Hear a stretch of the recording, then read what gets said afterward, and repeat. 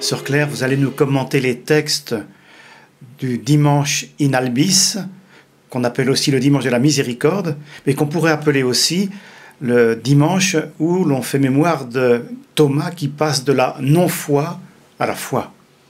Alors, nous sommes encore le jour de Pâques. D'ailleurs, toute la semaine qui vient de s'écouler, c'était Pâques tous les jours. Et là, on est encore dans la lumière de Pâques. Et le texte se passe le soir du jour de Pâques.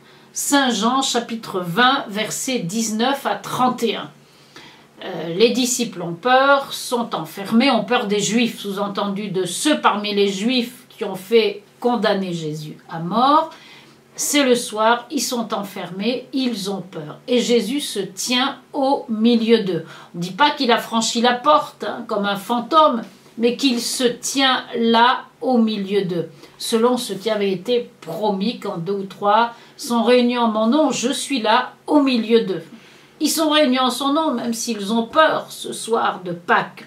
Et Jésus qui se tient au milieu d'eux, ça n'est pas sans rappeler l'arbre de vie qui était au milieu du jardin d'Éden, c'est-à-dire proposé à tous, à égale distance de tous, pour que tous puissent le contempler.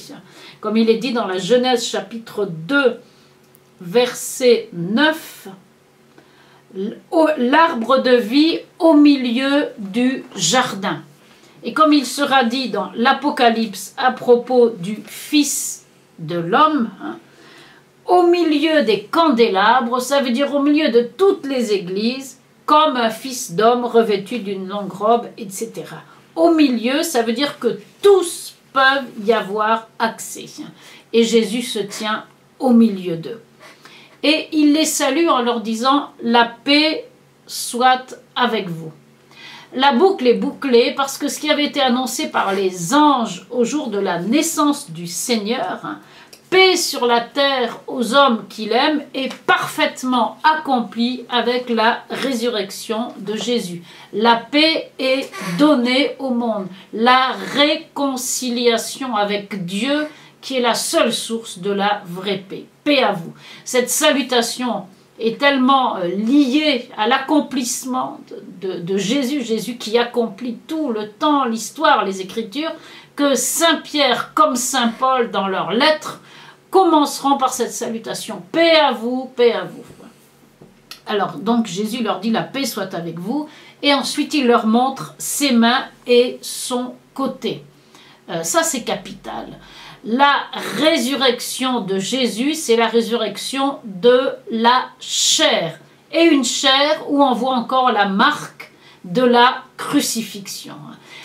Jésus, c'est pas un esprit. Il a vraiment un corps de chair, un corps transfiguré, mais un corps de chair, ce qui annonce notre propre résurrection. Nous croyons dans la résurrection de la chair. Ensuite, Jésus leur souffle sur eux et leur dit « Recevez l'Esprit Saint ». Encore une Pentecôte ou déjà une Pentecôte. Les disciples présents ce soir-là, ce soir de la résurrection, vont recevoir le don du discernement et en même temps du pouvoir sur les péchés.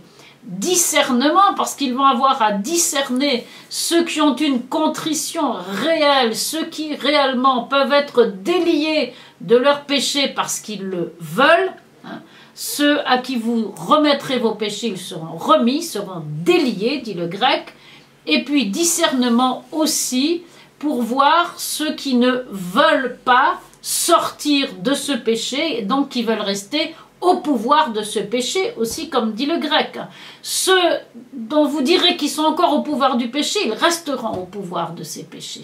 Donc, esprit de discernement pour lier et délier. C'est le sacrement de la réconciliation extraordinaire dès le soir de Pâques, dans la lumière de la résurrection. Et en ce dimanche où nous fêtons aussi la divine miséricorde, parce que tout ça c'est bien sûr lié à la miséricorde de Dieu. Alors au verset 24, on nous raconte que Thomas, dont le nom signifie jumeau, n'était pas là. Thomas, c'est de l'araméen, ça veut dire jumeau. Si vous traduisez en grec, ça donne didyme. Et il nous renvoie au moins à 2 couples de jumeaux de l'Ancien Testament. Quand on entend jumeaux, on se dit pourquoi jumeaux?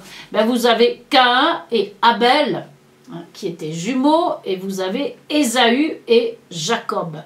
Chacun correspond à une lignée spirituelle que finalement nous les avons toutes les deux en nous. Il y a le matérialiste qui veut toucher pour croire.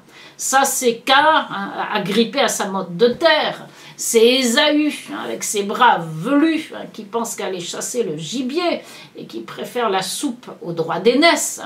Et puis vous avez Abel, le spirituel, qui offre tout à Dieu, qui est passé comme une buée légère. Et puis Jacob, la voix du peuple en prière. Alors dans Thomas, il y a un peu ces deux-là, et en nous aussi. Jumeaux de chacun de nous, jumeaux d'Ésaü et Jacob, de Caïn et Abel. Thomas n'était pas là. Et les disciples lui disent, nous avons vu le Seigneur. La foi, normalement, naît de l'écoute, nous dira l'épître aux Romains. On entend le témoignage et on croit dans ce témoignage. Nous, c'est pour ça que nous sommes là.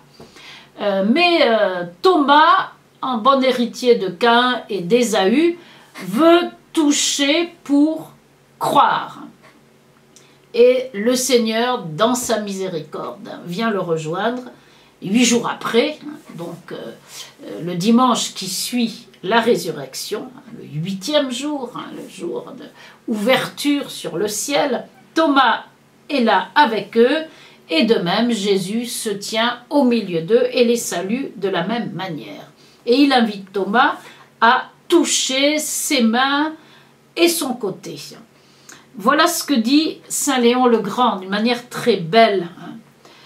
Les blessures, les cicatrices des blessures du Seigneur sont restées sur son corps pour guérir les blessures des cœurs incrédules. En voyant son cœur transpercé, nos cœurs sont guéris de leur incrédulité. Et saint Grégoire le Grand, Thomas, parce qu'il doutait, toucha les cicatrices du crucifié et guérit ainsi d'avance le doute qui pourrait aujourd'hui blesser nos cœurs. Ce dimanche de la foi de Thomas est un grand dimanche pour nous aussi, parce que nous sommes invités à croire sans voir. Alors on va dire, mais Thomas, il a vu et il a touché. Oui, mais il a vu et il a touché un homme et il a acclamé un Dieu, mon Seigneur et mon Dieu. Et ça, c'est absolument magnifique. Il a reconnu, il a adoré Dieu en Jésus. C'est-à-dire, là aussi, la boucle est bouclée. Le début de l'évangile selon saint Jean nous dit « le Verbe était Dieu ». Thomas contemple le Verbe et proclame qu'il est Dieu. Et ainsi, il nous enseigne ce qu'est la foi, que nous vivons de génération en génération.